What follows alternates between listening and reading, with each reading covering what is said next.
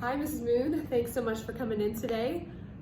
Before I get started, do you have any questions that you want to ask me? I do not have any questions at the moment. Okay, so I just want to start off by saying Matthew was kind and a wonderful listener, and I really enjoyed working with him.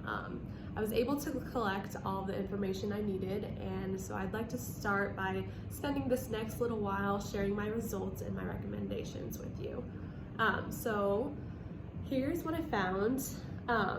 Matthew, again, like I said, he's a great listener, listened to all directions so well, and he was curious and such a smart little boy. As for the orofacial exam, we examined Matthew's facial features and inside his mouth, took a look around, and we did notice that the movement of his tongue was a little slower than we'd like to see. And so this is something we'd like to take a deeper look at, and because we really want to see that fast, strong, coordinated movement of the tongue, we found that since we found it was a little bit slower than we want to see, this could be potentially causing some problems with his speech and language. He does have a pretty significant overbite, which I'm sure you've probably noticed, and that can sometimes cause issues with the sounds z and ch. And so we did notice later in the observation, and I'll tell you more about it then, that he is distorting his z sound. But during the rest of the exam, there weren't any other significant findings that we were concerned at for this time.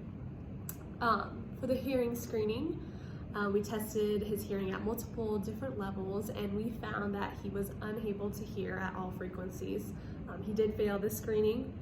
I know from the form that you completed that he had a lot of treatment for ear infection and was diagnosed with a mild cognitive hearing loss. So this is likely a huge factor as to why he is misproducing a lot of the sounds, because he can't hear them correctly. We then tested intelligibility and speech production.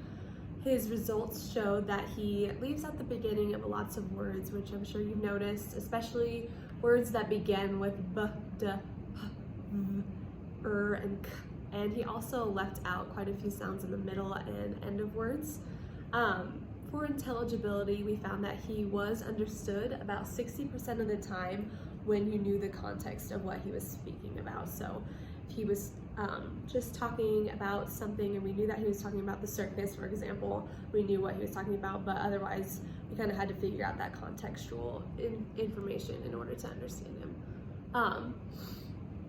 Next, we looked at his language, and we looked at MLU, and basically what we're looking at there are morphemes. So if you say my toy, that is 2 morphemes, but if you say my toys, that's 3 morphemes. And we took a language sample, and Matthew's MLU was around 3 words. Typically for an 8-year-old, we'd like to see them at around 5 words. He's not using many prefixes and suffixes and complex sentence structure that we would typically like to see, but this could probably is due to the errors in his speech and pronunciation. We also looked at his receptive language, like what he's understanding, and his expressive. And he really excelled in this portion of the assessment. For both tests, he was within normal limits, so that is awesome. For voice and fluency, we looked at this, and he didn't have any issues with the fluency or voice or stuttering or anything like that. It all seemed normal for his age, so that's what I'd like to see. I think that is everything I needed to cover with you. Thanks again for bringing Matthew in. Do you have any questions? I do not. Thank you so much. Okay, so I just want to go over before we completely finish that if you don't have any questions, once again, since Matthew does have sluggish mouth movements, I would recommend that we look deeper into this and also have him start doing some mouth and tongue exercises to strengthen those muscles to help him with his speech and his ability to produce those sounds. As for his overbite, I can recommend you to an orthodontist if you want to get that looked at. For his hearing, this is something that we want to address right away. I can introduce you to the audiologist that could do some more testing and help with Matthew's hearing, and once we get him to hear better, then eventually and ultimately we can better aid his speech and language because he'll be able to hear that sound production. For speech and language, our main goal is for Matthew to be understood once he goes through school. So we want everybody to understand what he's saying because he is a smart boy, and we don't want that his effects in speech to make people believe that he's not as intelligent as he is, because he is very smart. So we want him to obviously express his wants and needs, and we want him to continue to build relationships. And so we want to maximize his ability to communicate, to increase his intelligibility from 60% with knowledge of context to 100% in all contexts with like no contextual information.